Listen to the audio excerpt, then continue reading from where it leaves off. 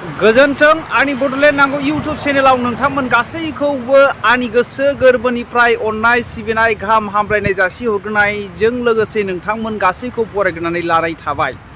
आं दिनै नोंथांमोननि गेजेराव लाबोनो सानदों बिथां जे retire person BEO intellectual Amar Singh बिथाङा दिनै प्रमद बर'खौ इडियट होननानै बुंदों। बिथाङा बिटिआर सुक्तिनि माखासे जे दफाफोरखौ फरायनानै नायाखैमोन नामा आरो बिथाङा माखासे बुस्थुफोरखौ जे फरायदोंमोनब्लाबो बिथाङा बुजियाखैमोन नामा होननानै बिथाङा बुंदों। आरो दिनैहाय बे अमर सिंह बिथाङा प्रमद बर'खौ इडियट होननानै बुंदों। रायजो राजाफोर थारैनो प्रमद बर'आ इडियट नामा? इडियट माने जेबो रोङै मानसि। बेखौनो दिनैहाय UPPLनि सासे दैदेनगिरिया दिनै खेंफोरथि होदों। प्रमद बर' बिटिआरनि CEM खौहाय दिनैहाय इडियट बुंनो मोननायनि मोनथाय गैया। दिनैहाय साख्रि रिटायार जाखांनायनि उनावसो दिनै बिथाङा बबे खनायाव दङमोन गासै गावनि न'खरखौ सिबिखांनायनि उनावहाय रिटायार जाखांनायनि उनावसो दिनै बड'लेण्ड सोमावसारनो नागिरनाया मोनसे दुखुनांथाव बाथ्रा। आरो बेहा बेबायदि बुंनो मोननायनि प्रमद बर'खौ इडियट बुंनो हानायनि मोनथाय गैया होननानै बिथांमोना दिनै बुंबाय। बिथांमोननि बे बाथ्रा बुंनायखौ खोनासं। आङो आसा खालामो नोंथांमोना सिगांनि भिडिअखौ नायबाय आरो बिथांनि सिगांनि भिडिअनि जे रिफ्लेक्सनखौ दिनै सासे UPPLनि दैदेनगिरि सासे ब्लकनि प्रेसिडेन्ट बिथाङा दिनै मा बुंनो हास्थायदों बेखौ नोंथांमोना खोनासंनानै नायदो। रायजो राजाफोर थारैनो प्रमद बर'आ इडियट ना हाग्रामा महिलारिया इडियट बिथांमोना बिनि सायावहाय डिफिनिसन होनायनि गेजेरजों नोंथांमोना बुजिनो मोनगोन। नोंथांमोना कमेन्ट खालामहर। आसा खालामो नोंथांमोना गासैबो भिडिअखौ नायनायनि गेजेरजों सोर 1 नाम्बार इडियट सोर 2 नाम्बार इडियट ना सासेल' इडियट हाग्रामा महिलारि इडियट ना प्रमद बर' इडियट नोंथांमोना कमेन्ट खालामनायनि गेजेरजों खालामहर। आरो बबे सुक्तिनिया जोंनि थाखाय बर' रायजो राजानि थाखाय मोजांसिन नोंथांमोना कमेन्ट खालामहर। आरो मानि थाखाय जुदि बुंबावदों अमर सिंह बिथाङा जुदि फैबाय थागोन डिसेम्बरसिमाव जुदि 6 दफाखौहाय 6 सिडिउलनि माखासे खामानिफोरखौ इमप्लिमेन्टेसन खालामनो हायाब्ला बिथाङा रिजिगनेसन होनांगौ होननानै अमर सिंह बिथाङा दिनैहाय मोनसे दाबि दैखांबावदों। नोंथांमोना खोनासंनानै नायदो। सिगाङाव जोंनि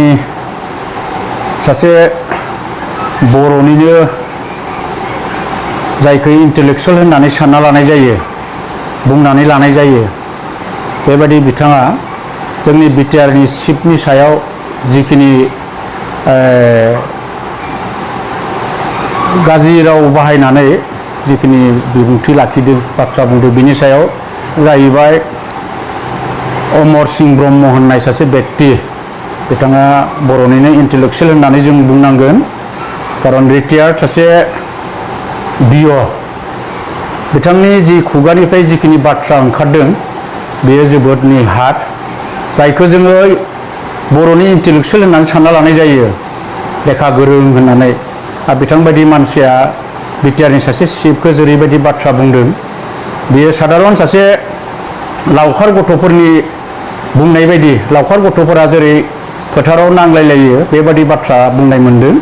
आरो बेनिखायनो बिथांनि बेखिनि बाथ्रा बुंनायनि थाखाय जोङो निन्दा खालामदों। खारन बिथांबायदि मानसिनिफ्राय सासे बिटिआरनि चिफनि सायाव जेरैबायदि बाथ्रा बुंदों बेयो मानसि समाजनि थाखाय गनायजाथाव नङा। खारन जोंनि बिटिआरनि चिफ बिथां प्रमद बर'खौ इडियट शब्दजों बिथाङा सोंखारिदों आरो बेयो जोंनि थाखाय मुगैथाव। खारन इडियट होननानै बुङोब्ला जाय जाम्बा जेबो रोङा जायखौ जों सानना लानाय जायो। आरो बेबादि व्यक्ति होननानै बुङोब्ला दिनैनि दिनाव जोंनि प्रमद बर'आ जे मोनसे बिटिआर सुक्ति खालामदों बेनि मोनसेबो आखलखौ बिथाङा बुजियाखै जानो हागौ रोङा होननानै बुंदों। नाथाय जोंनि फोथायनाय जोंनि मिथिनायाव बिथाङा गावनि सिन्ताधाराजों गाव हारसिङै खालामाखै जेराव जोंनि 3 मोनब्रै आफादजों जयै बे बिटिआर सुक्तिखौ खालामनाय जादों। आरो बे सुक्तिनि मोनफ्रोमबो दफानि सायाव बिथाङा क्लियार मोनसे गियान दङ आरो बेनिखायनो बे सुक्तिखौ साइन खालामनाय जादों आरो बे हिसाबै बिथांखौ इडियट शब्दजों बुंनाया बिथांनि थाखाय मोजां जायाखै नाथाय इडियट शब्दया सोरनाव बाहायजायो होनना बुंब्ला जों बुंनांगोन हाग्रामानि बेलायाव बिटिसि सुक्तिनि समावहाय कारन बिटिसि शब्दनिफ्राय आरम्भ खालामनानै मोनसेबो सोदोबखौ मोनसेबो आयदानि सायावहा हाग्रामायासो गियान गैयामोन कारन हाग्रामानि बे समाव मोजां जायाखै बेनिखायनो आं खावलायदों बिथांखौ बेखिनि बाथ्रा बुंनायनिफ्राय बिथाङा जाहाथे अराय गोजानाव थायो अमर सिंह ब्रह्मखौ आं बुंनो सानो बिथाङा एक्सुअलि माने सुक्तिनि सायावहा जेबो नलेज गैया बिथाङा राजनितिक सार्थखौ हासिल खालामनो थाखाय प्रमद बर' बिथांनि एगेन्स्टआव जिखिनि बाथ्रा बुंदों बेखिनि बाथ्रानिफ्राय जों मिथिनो हायो बिथाङा सासे जोलैनि हांगार बिथाङा गावनि सार्थखौल' आदाय खालामनो थाखाय नंनाय नङि जिखिनि बाथ्रा बुंदों बेयो जोंनि हारिखौनो गोनो गोथाव खोलैनाय जादों आरो बेनिफ्राय बिथांखौ जोंनि रायजो राजाफोरा सिनायनाया मोजां बिथाङा जिखिनि बाथ्रा बुंदों बेजोंहा बर' जातिया लाब जाया बर' जातिया लस जागोन आरो बेखिनि बाथ्रा बुंनानै बिथाङा बर' हारिखौ जेरैबायदि मिसलिड खालामनो नागिरदों बेखिनि आखला बे बर' हारिखौ फोजोबस्रांनायनि मोनसे आखल आरो बेबायदि मानसिखौ दिनै बर' समाजा सिनायनाया मोजां आरो दिनै बुंनांगोन प्रमद बर'खौ इडियट होनदों बे इडियट शब्दजों माखौ फोरमायनो नागिरदों दिनै जोंनि नुनायाव थांनाय 17 बोसोराव हाग्रामानि दिनाव जोंनि ओनसोलाव बिटिसि सुक्ति खालामदों बर'फोरा बिटिसि सालायदों बर'फोरा नाथाय बे ओनसोलाव सानसेबो सान्ति गैयामोन कुनु बिटिसि ओनसोलाव जायफोरा माने दङ बिथांमोना सानसेबो बिटिसिखौ आंनि होननानै बुंना लानो हायाखैमोन बर' सोदोबजों बिथांमोना जोंनि गेजेराव मोनसे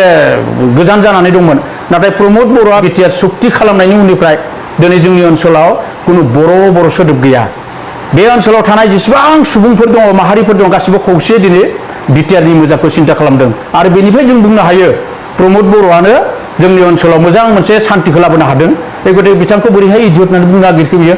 हाग्रामानि दिनावसो माने बेबायदि असान्तिया जादोंमोन गतिके बिथाङा प्रमद बर'खौ इडियट बुंनो हानायनि कुनु नैतिक अधिकार गैया आरो बिथांनि बे बुंनायजों जोंनि ओनसोलाव जेबो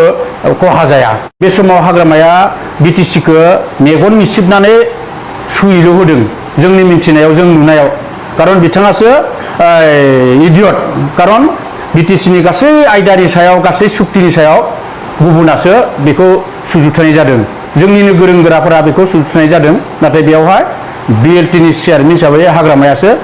सुयैल' होदों आरो बे हिसाबै हाग्रामाखौसो दिनै जों बुंनांगोन इडियट गतिके प्रमद बर'आ इडियट नङा प्रमद बर'आ जि बिटिआर सुक्ति खालामदों बे सुक्तिनि दारा जोंनि ओनसोलाव अनेक जौगाथायनि दङ जों जायखौ लानानै मास्टार रेस दानो सानदों बे मास्टार रेसआ गुबुन मोनसे मुवा नङा जोंनि समाजाव जोंनि ओनसोलाव जिखिनि जौगाथायनि खामानि थागोन जोंनि हारिनि जिखिनि राव थुनलाइ हारिमुआ जौगागोन जों बेखौनो मास्टार रेस होननानै बुङो आरो बेखिनि जौगानायनि थाखाय जिखिनि गोनांथि बियो दिनै बिटिआर सुक्तियाव दङ इउनिभारसिटि दं एभेलेबल इन्जिनियारिं कलेज दङ बेयावहाय मेडिकेल कलेज दङ बेयावहाय अनेक जोंनि जौगाथायनि अनुष्ठान प्रतिष्ठान बेयाव दङ आरो बे हिसाबै बे बिटिआर सुक्तिया बोरैहाय इडियट जानो हागौ बिटिआर सुक्तिकारिया बोरै इडियट जानो हागौ बेनिखायनो बिथांनि जिखिनि बुंनाय बे शब्दखौ जोङो मुगैदों आरो कारन बिटिआर जितु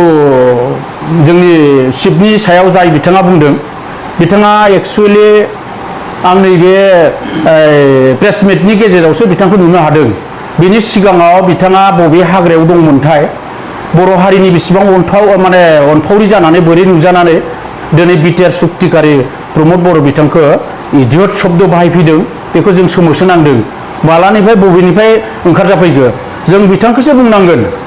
दिनैनि दिनाव बिथाङा लेखा फरा फरायबाय गोरों जाबाय साख्रि मावबाय बिसि फिसा आरामसे खुंखांनायनि उनाव रिटायार जानायनि उनावसो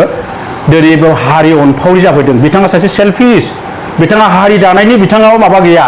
कारन जि समाव हारिनि खामानि मावनांगौ बे समाव बियो बिथाङा बबेबा हाग्रायाव दंखोमायोमोन जानो हागौ दिनैसो बिथाङा नुजाफैदों आरो बेखौ जोंनि राजखान्थि जितु हेंथा सिन्ताधाराजोंसो बुंदों होननानै जों सानना लानो हायो कारन बिथाङा कुनु बेयाव सैथ'था गैया बिथाङा राजखान्थिनि सार्थखौ नायनानै प्रमद बर'खौ इडियट शब्दजों बाहायनाय जादों आरो बे जोंनि थाखाय बिराद मुगैथाव जादों कारन सासे बिटिआर सुक्तिकारिनि सायाव बिथाङा जिखिनि बाथ्रा बुंदों बिथाङा गोजानाव थानानै बेखिनि